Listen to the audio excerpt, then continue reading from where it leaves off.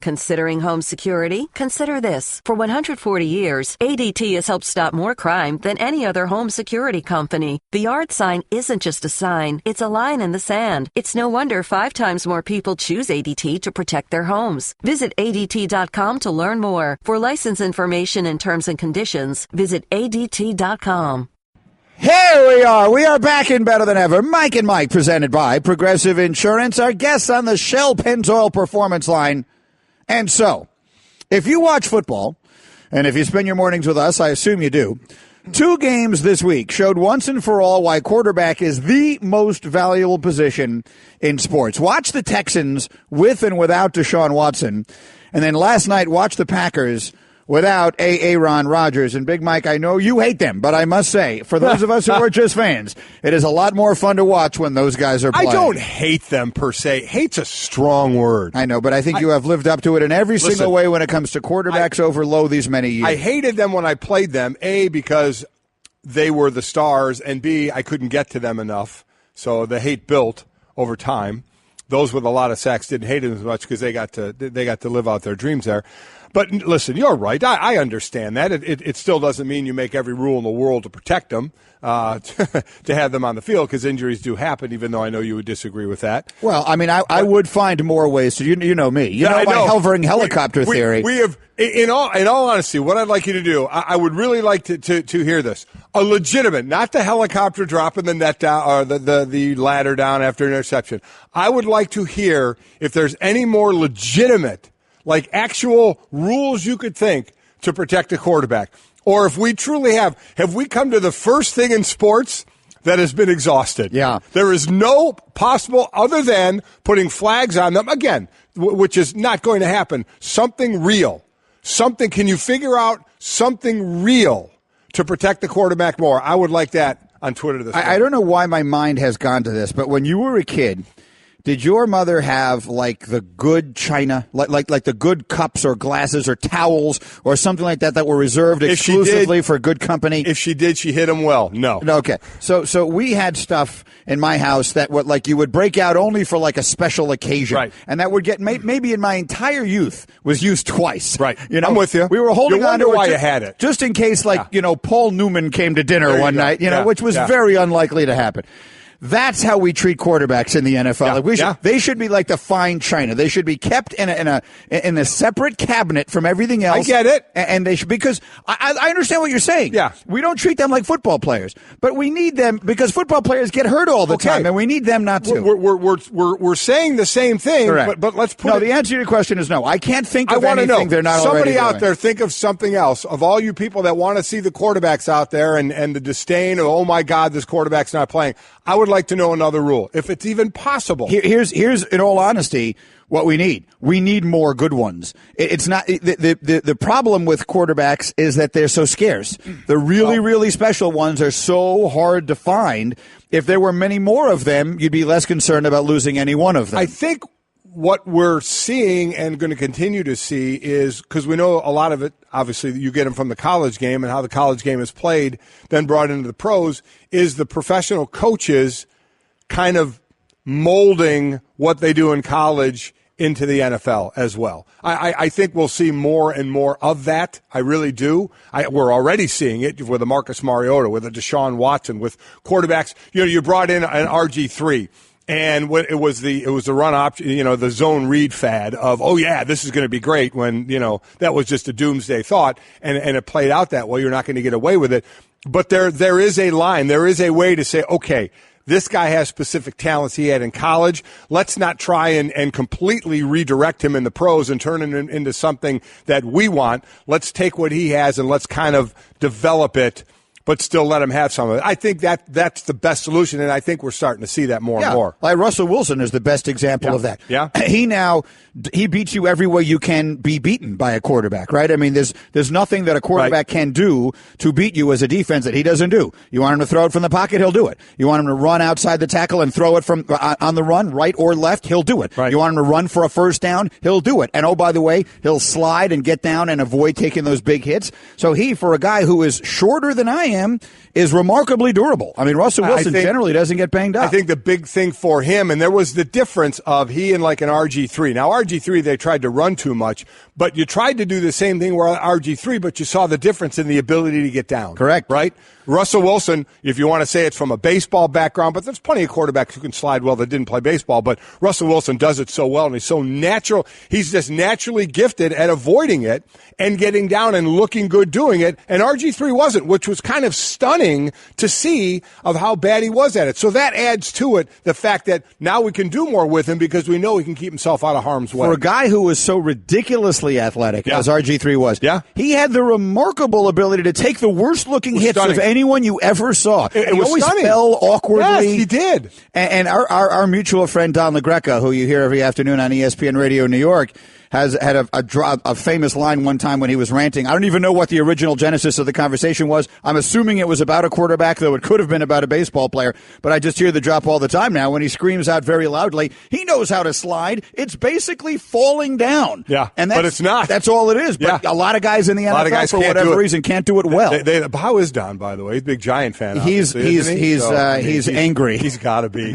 I've seen him angry, and it's not a pretty sight. No, he's becoming legendary now, and I've known Don for 20 years, but he's now becoming sort of an internet, every rant he does goes viral now. It does. So, he's crazy.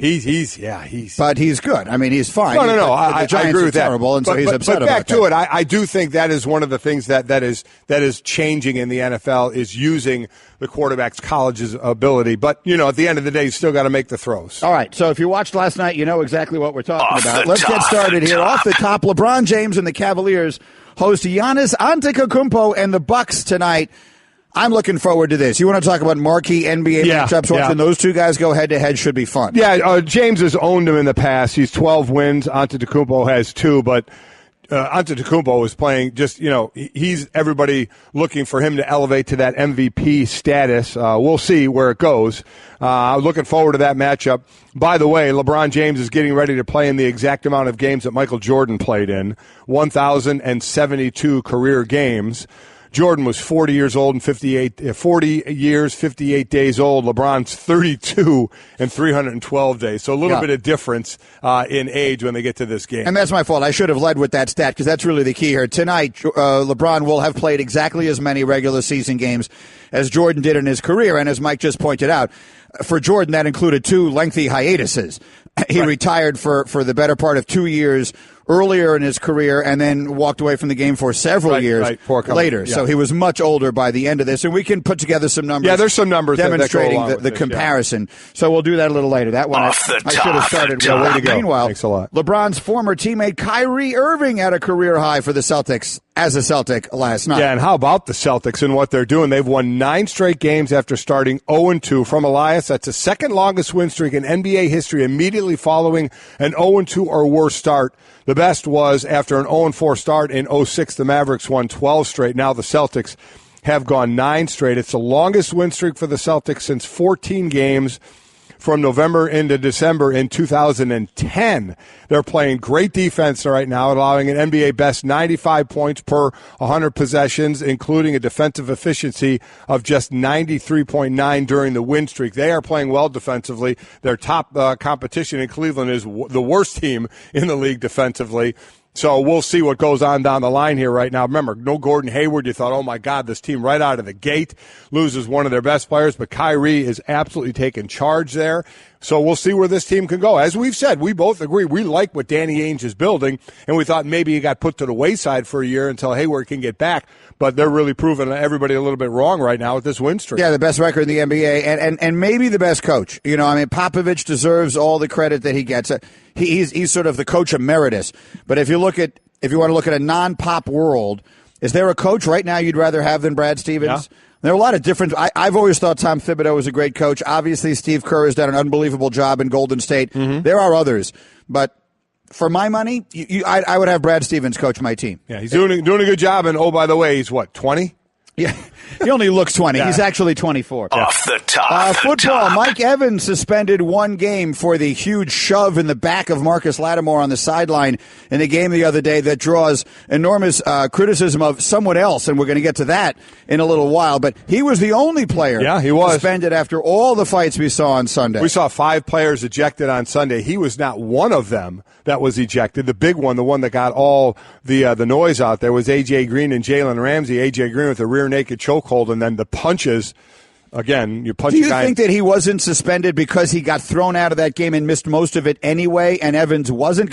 If you look at what A.J. Green did, if that doesn't warrant a suspension what would? Yeah, I would agree. Once you start throwing punches, that's like an automatic you're gone, and then it's like what more is going to happen to you? He's coming up from behind and doing the rear naked chokehold. Yeah, he was. That's sort of unusual on a football field. Would have been field. Interesting if he had put Jalen Ramsey to sleep with that one. If he held but are you surprised he didn't get suspended? I thought he would have got Jalen Ramsey. Shouldn't even have got tossed out of the game, so I knew he wasn't going to. I wasn't sure what was going to happen in San Francisco, Arizona. The one that was going to get suspended would have been A.J. Green because of the punches that were thrown. And very well may not have gotten thrown out because or suspended because he already got thrown out. Evans, you had to know, was going to sit, and he is appealing that suspension. Off the top. And that brings us to last night's Monday Nighter, a big win for the Lions over the Packers. And let's make that off the top, presented by Progressive Insurance, creators of the Name Your Price tool. Choose from a range of coverage options and pick the price that works for you. Let's run through some of the numbers from last night's game for the Lions. It's their first 30-17, the final score, by the way. Right, and it wasn't even that close. Not even close to that close. They got the Packers scored a meaningless touchdown at the end on an untimed down. Untimed play. It was 20-3 with about 10 minutes to go in the game. And as Greeny mentioned, they got their last touchdown after a pass interference in the end zone with no time on the clock. So,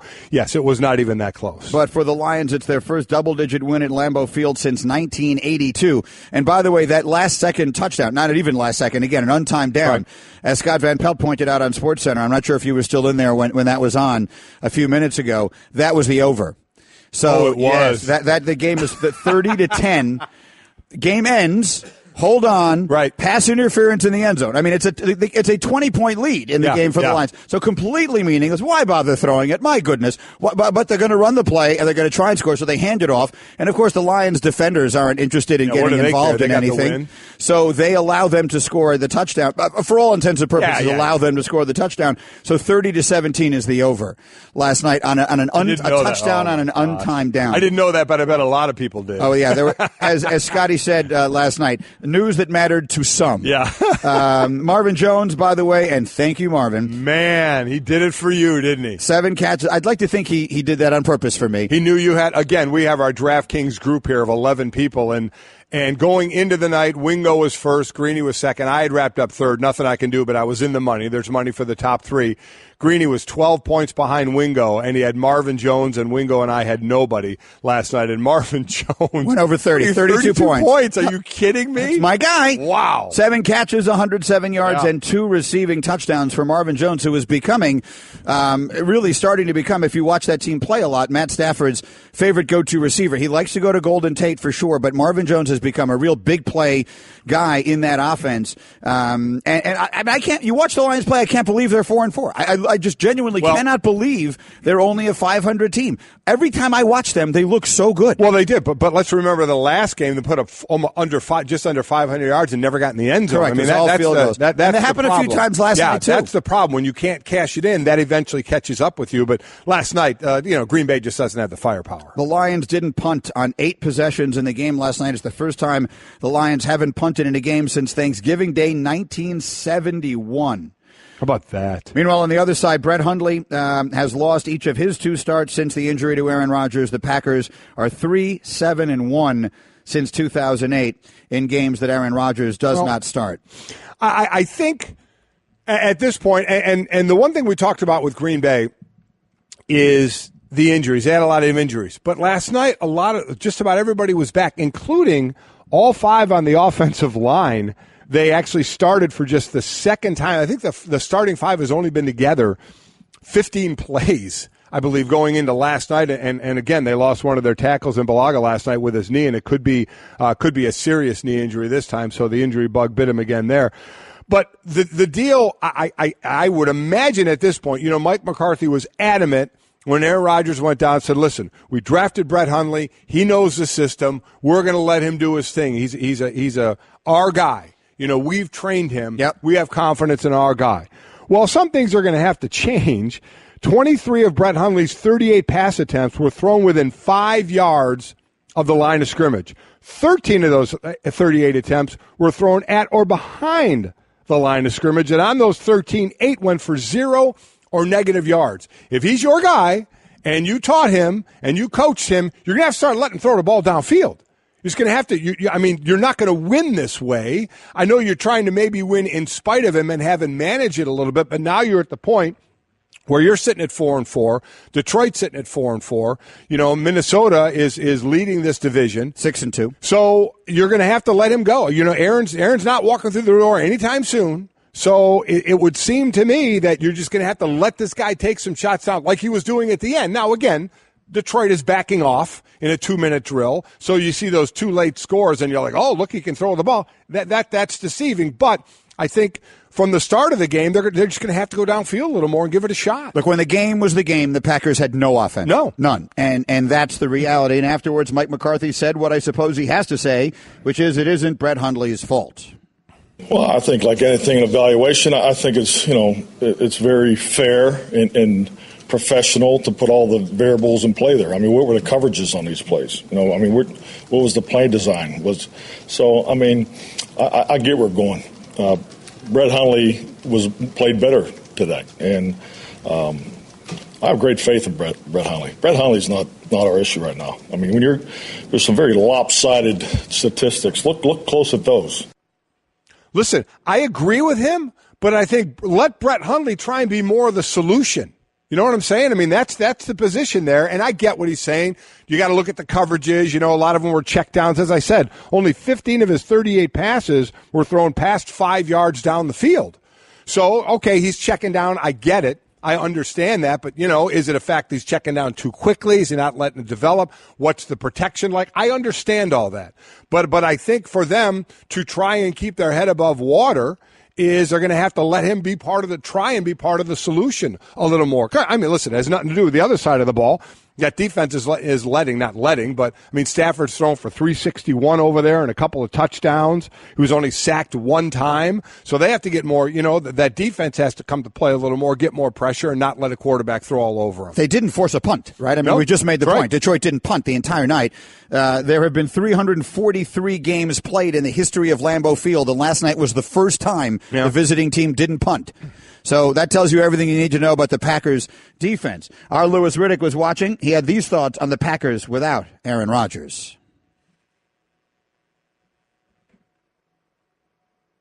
So much happens, again, with Aaron Rodgers that comes outside of the original play design, that he has developed a rapport with these guys because he practices with them all the time, and then he winds up executing these things in games that Brett just can't do. This offense now all of a sudden has kind of lost its way. It's not what it's used to. So now you're asking him to kind of recreate something that one of the greatest quarterbacks of all time has created up there, and it's almost impossible. And now all that stuff is kind of like just coming to a head, and it's making them look like a team that totally is crumbling without his franchise quarterback. And I think you're going to see it continue.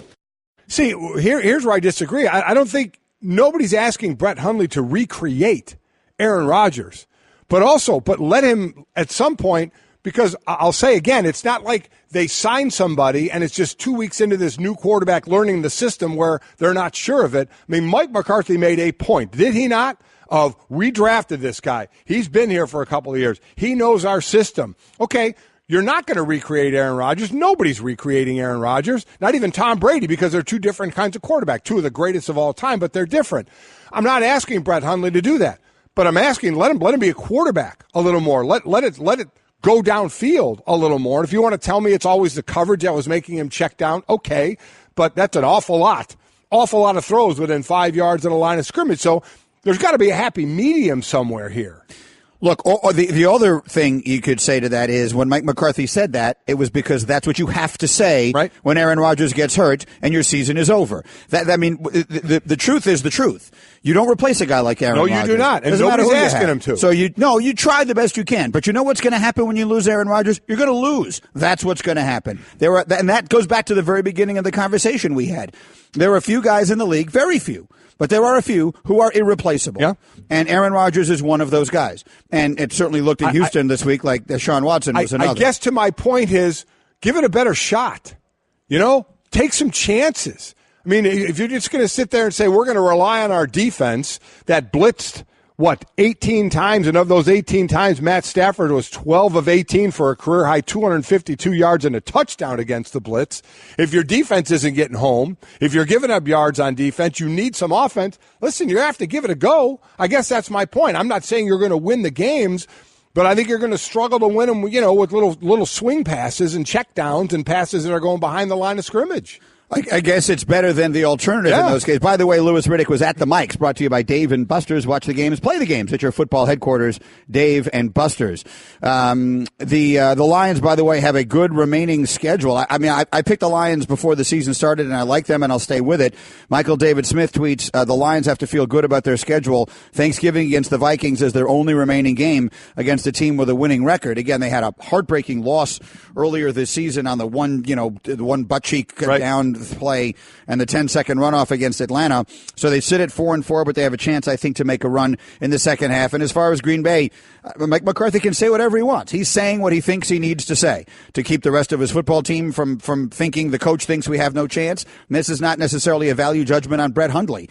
But, this Aaron Rodgers is the best player in the whole league, probably. If he isn't, he's awfully close. And when he gets hurt, you're done. When Peyton Manning, the Colts won 11 games or more, 12 seasons in a row or something? Yep. And then Peyton Manning got hurt, and they were 2-14. Yep. And that's what the Packers are. The Packers without Aaron Rodgers are a below 500 football team. Quantify it however you want. Maybe they're not 2-14 bad, but they're bad. They're certainly not playoff good, and that's what they're not going to be for the rest of this season. They're not going to be. This is going to be a Detroit and Minnesota race. We are Mike and Mike, represented by Progressive Insurance, jam-packed today, including on the Shell Pennzoil Performance Line. Dan Le Batard, there's the workings of a wager here, right? We got Notre Dame and Miami this week. You, of course, went to Notre Dame. He went to Miami. Mm-hmm. So there's a wager between the two of you that we're trying to put together here. Yeah. And I have not heard the details of how that turned out. I'm all in on this. I got to see how much the other side is in on this. All right, we'll see if Le Batard is ready to put his money where his school is or whatever it is. And then coming up next, a young star quarterback, Mike, suffers both insult and injury this morning. The insults were pretty strong, and I think well-deserved. Home isn't just a place. It's a feeling that you're safe to enjoy the things that matter most. ADT lets you take that feeling with you. Whether you're at home, your business, or online, we help keep you safe. With security systems, home automation, alarms, and surveillance. So you can feel at home wherever you are. Go to ADT.com to get that feeling for less than $1 a day. ADT. Home. Safe home.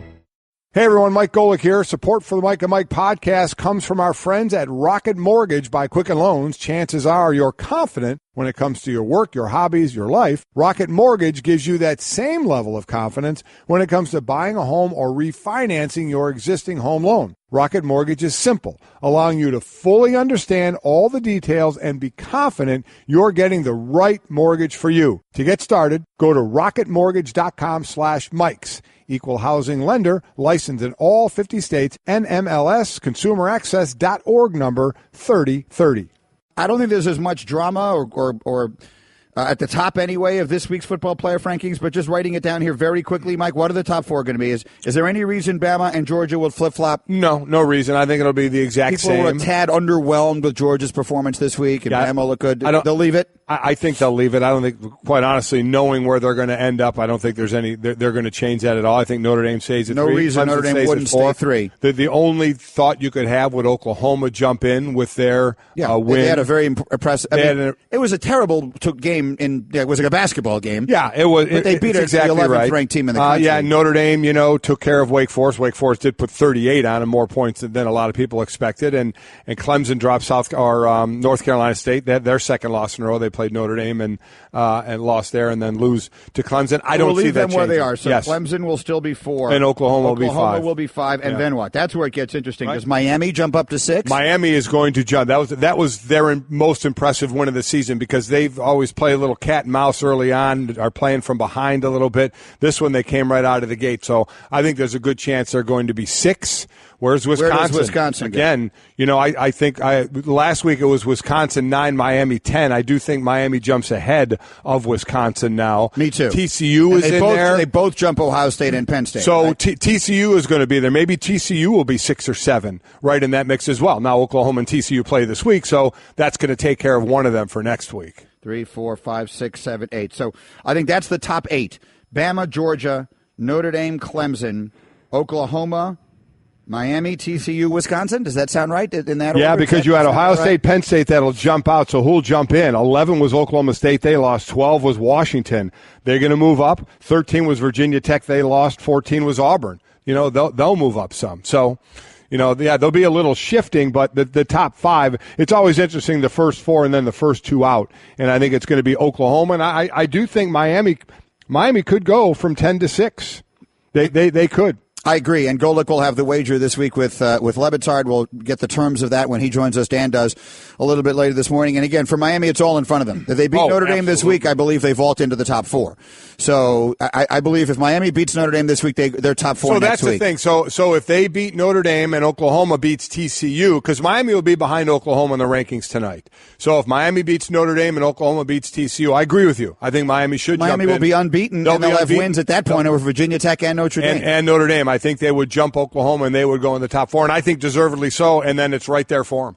Mike and Mike brought to you by Upside.com. Low prices, great rewards, 6-star service. You deserve a better business trip. Upside.com. So we saw all these fights on the football field on Sunday. We saw one in Arizona, San Francisco. We saw one in Cincinnati and Jacksonville. And then we saw the one on the sideline with Tampa and New Orleans, for which Mike Evans was correctly suspended. He deserved to be suspended. I still can't believe that he wasn't thrown out of the game when it happened. But he got suspended for it. But in discussing it yesterday, Louis Riddick, I thought, made a very good point. And anyone who has seen it, and we're showing it to you now on ESPN2, this thing was kind of provoked by Jameis Winston, who, by the way, wasn't even in the game anymore at this point. He had suffered an injured shoulder. And here's Louis Riddick with, I think, a very significant take yesterday. The Mike Evans play, that really is disturbing. And you know what? We haven't talked about it, and he didn't do anything necessarily to get himself suspended as far as Jameis is concerned.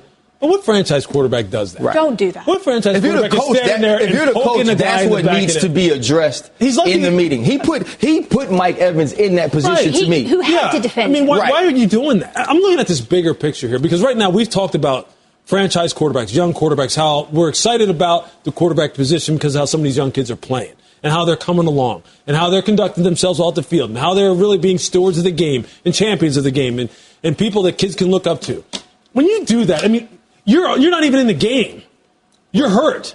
And you're sitting there talking junk to a guy out on the football field and poking him in the back of the head. I think, though, it's just stupid. To me, it's stupid in every way. Listen, I agree. I don't know what the hell he was doing. I have no idea. And he wasn't in the game, and he's going to be missing the next couple of weeks. They did an MRI in the shoulder, and they're going to sit him for the next couple of weeks. I don't. The pregame speech he had was wacky. That's where he's eating a W. It was really, really weird. When Booger referenced that yesterday morning on the show, for whatever reason, I hadn't seen it. Oh, you hadn't seen it? Oh, yeah. There was a teammate that kind of had to jump in at the end of that little speech to kind of save it. It went off the rails. As far as him putting Mike Evans in the bad situation, Mike Evans is responsible for what he did. I'm not putting that on Jameis. Lattimore turned around and pushed Jameis. He didn't go after him then. So I don't know what Mike Evans saw. Maybe he just saw the push. But then Lattimore wasn't charging after Jameis and wasn't physically doing anything to Jameis, and Evans came in with it. So Mike Evans is responsible for what Mike Evans did. And Mike Evans got suspended for it, and I agree with that. But I don't know what Jameis is doing. Jameis is the leader of this team. We saw a Hard Knocks. We saw Dirk Cutter say it's time for you to be the Aaron Rodgers, the Tom Brady, of this team, of do your thing. We've heard Gerald McCoy, their Pro Bowl defensive tackle, say it doesn't go anywhere without three. Winston is the man. He leads us. He is this team. And you, Jameis, up early, going in, listen to his tapes, talking about the responsibility he has. and just not at times not acting like it. You know, you're hearing about the great pregame speeches when he goes back to Florida State. Well, this one was kind of wacky, and I have no idea what he was doing there. No idea, as he was pointing down the field and then just kind of presses Lattimore in the back of the neck when you're not even in the game anymore. So I didn't understand that. He's not playing great. This team is highly underachieving right now, so they have some issues there, and that certainly didn't help it. Yeah, and I think let's go back to Louis Riddick's question. What franchise quarterback does that? What franchise quarterback have you ever seen on a sideline getting involved with a player in the game? You know, usually they're sitting on the bench, they're looking at film. Now, he's not in the game anymore. Right. Jameis has been taken out because of his shoulder, and he initially said, I don't even know why they took me out of the game, and now they're shutting him down for at least 2 weeks. So I don't know what's going on with all of that. And Booger McFarland, who is much closer to it than we are because he lives in Tampa and he played for the Buccaneers, has said that there is a feeling right now that maybe the head coach, Dirk Cutter, is in over his head on a variety of levels, and maybe he is. I don't know that. Right. But it certainly feels like it's falling apart. It does. All around in Tampa, and you would want Jameis Winston to be the guy who's holding it together, not the guy who's out there kind of provoking someone else on the field. And while you're right, Mike Evans is responsible for what he did. If you turn around and you don't know what's going on and you see a guy shove your quarterback on the sideline, I know you're going to come flying in there too. I don't know if I'm doing that. No, maybe not. I'm not defending him. What he did was wrong. Yeah. But there's no question Jameis Winston is the reason it happened. There's no question I'm coming in there. There's no doubt about it. But as I said, Mike Evans came from a distance away, so he could see the situation. Lattimore was not going after Jameis. He pushed him and then stood there and was jawing with him. He wasn't going after him. So that's semantics. I'm not getting into that. I'm not blaming Jameis Winston for Mike Evans being suspended. That's on Mike Evans. But I don't get what Jameis was doing, because I'm with you. What other leader, true leader, franchise quarterback of the team? Now, I've seen quarterbacks get in the grill of defenders and do that, you know, to try whether stick up for their teammates or if they're in a situation where they feel it's necessary. I've seen that. But what he did, I don't get. Yeah. Oh, no. You see the quarterbacks, no one does it more than Brady does. He talks trash out there on the field, Aaron Rodgers with his touchdown. That's one thing. But now you're on the sideline. You're not in the game, and you're kind of tapping the guy in the back that of the was head. really I don't weird. even know what he's doing. I don't either. I don't either. I have no idea what he was doing. So that's what I meant when I said a little insult added to injury. So Winston is out at least a couple of weeks. And by the way, the Buccaneers play the Jets this weekend, so you know what that means. Ryan Fitzpatrick will be facing the Jets. Oh, he will. Which Fitzpatrick described sweet as revenge, ironic. huh? For who? Ryan Fitzpatrick. Or for the Jets. Did you see the way he played last year? Coming up next, an icon isn't going anywhere. Computer, execute 12.4p operation. Optimizing algorithm. Running encryption packet alpha. Night. Oh, I don't feel so good. What is it, computer? Is it hot in here? It feels hot in here. I feel a little clammy. I should lie down or something. A computer with a virus? Surprising. What's not surprising?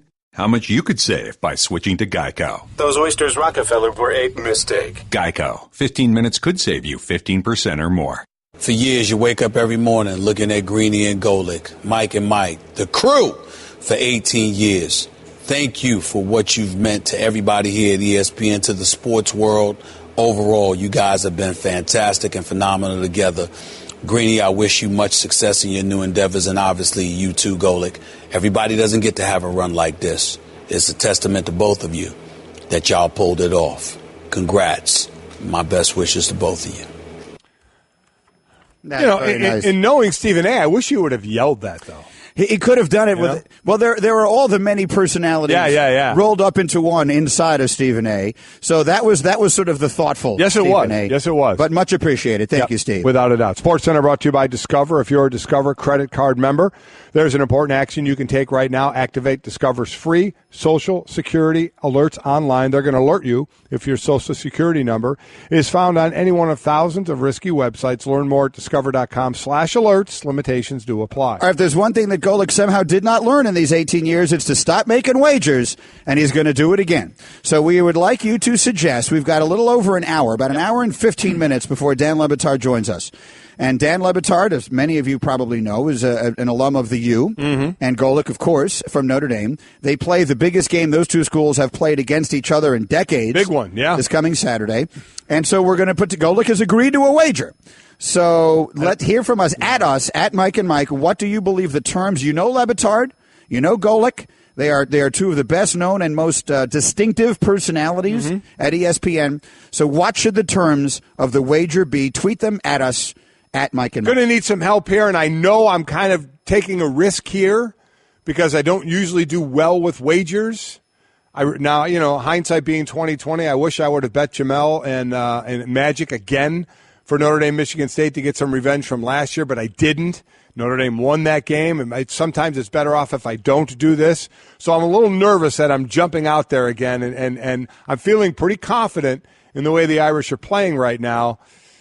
So confident I'm going to bet him. I know Jeff Fiegels, who played at the U, and his kid punts there now. I know we're going to have a wager as well. So am I walking down a bad path here? We'll find out. And what should that path be? Again, tweet us. Just tweet at Mike and Mike and give some suggestions for what the terms of the wager should be, and we'll talk about it with Dan when he joins us. All the Twitter through the 1-800-Flowers.com Twitter feed. If your football obsession has strained a relationship, you need 1-800-Flowers.com. For a limited time, 1-800-Flowers is offering up to 40% off best-selling bouquets and gifts perfect for birthdays and anniversaries. Go to 1-800-Flowers.com/ESPN. Okay, we spent a lot of yesterday talking about whether we were seeing the end of the era for a future Hall of Famer, for an iconic player. I don't think that's overstating it. For Eli Manning, who I think you probably would have to say the New York Giants are a foundational franchise in the National Football League's history, and I think he's the best offensive player they've ever had. And Lawrence Taylor is the best player the Giants have ever had. He is. I think Eli is the best offensive player they've ever had. He's a two-time Super Bowl MVP. And the big questions now with them playing so badly and him playing so badly, the big question surrounding would he continue to be their starting quarterback? Well, Ben McAdoo said via Bob Glauber of Newsday, quote, "He's our quarterback. I have a lot of confidence in Eli. That hasn't changed." So at least for the moment, Golick, Eli will be the starting quarterback with the Giants. I'll ask you to just make a prediction. Look in the crystal ball. Will he start all 16 games this year? I think so. I think he is that guy who he's their franchise, and I think he's going to be the starter there the rest of this year, and I think he'll be. I know there's a lot of talk. Will they move on from him? I don't think so. I think they'll reload next year, getting Odell back and the other weapons on offense, really work on getting that run game. And instead of starting back with a new quarterback, whether it's a guy that they pick or a guy that they pick up, I think they'll stay with Eli Manning. They have a defense that's I think really good, a little inconsistent at times, but really good and can win now. I think they just have to get the offense going, and why not do it with a quarterback who's had success in that offense? Okay, so work with me on this, Mike, because I think there's a lot of moving pieces here, okay? But if you're going to have a successful franchise, there has to be a plan, not just a little picture plan. And let's face it, the little picture this year is out the window. They're 1-7. So they could win the rest of their games and even still probably miss the playoffs. And they certainly aren't going to. So they know at this point that the little picture is out the window. It has to be big picture. You got the Maras and the Tisches who own the team. Let's focus on John Mara, who has grown up in this. And I think is generally respected by everyone for knowing the sport. Do you tell me, does he need to sit down right now and make a decision with Jerry Reese and Ben McAdoo and tell them, you guys are going to be in place going forward, and thus let's act and let's make a plan for whether Eli is going to be our quarterback going forward? Because if you decide Eli Manning is going to be my quarterback next year, then yeah, you continue to play him and you don't worry about it. If you decide we may move on from Eli during the offseason and seriously consider taking a quarterback near the top of the draft, then don't you have to consider playing Davis Webb, who you used a third-round pick on last year, and at least seeing him a little at the end of this year, 3 games, 4 games, something like that, to get a sense of what he looks like in game action? That makes sense in saying that, but I don't think they go down that road because I don't think McAdoo is going to be here. So I don't think you're going to have that talk with him that says, hey, let's make the plan going forward. I don't think he's going to be there. And I think Eli will. I think the Maras are going to say Eli's going to be our quarterback for the new coach and or GM that's going to be with this team. And that's going to be the talk of the new person hired. Eli's the quarterback. We've built, we think, a pretty good defense. Let's get a running game going. We know what we need. You can look at this team and see what you need. And I think Eli's going to be the quarterback of that. I will be very interested to see what happens. Eli is the perfect example of be careful what you wish for. You know, the Giant fan right now is he's ready to move on. Slow down. Let him go to Jacksonville and let him, take that team to a championship. And then you be sitting around and watching just how good it looks with other people playing the quarterback position. But I think that's a very interesting to watch for the rest of the season. Brian Billick, Le Batard, and more still to come. Mike and Mike. I just saved hundreds of dollars by switching to Geico. I'm so happy, I feel like I can fly. Disclaimer, you will not be able to fly by switching to Geico. This is against the laws of physics and nature. If you find yourself flying, please seek professional and or medical help immediately. In the unlikely event you find yourself flying, you might be a superhero, or a pigeon, or a superhero named Pidgewoman, who was bitten by a radioactive pigeon. If you are indeed Pidgewoman, Geico retains all licensing publishing rights in the event Pidgewoman the movie becomes a top-grossing Hollywood blockbuster. Geico. 15 minutes could save you 15% or more.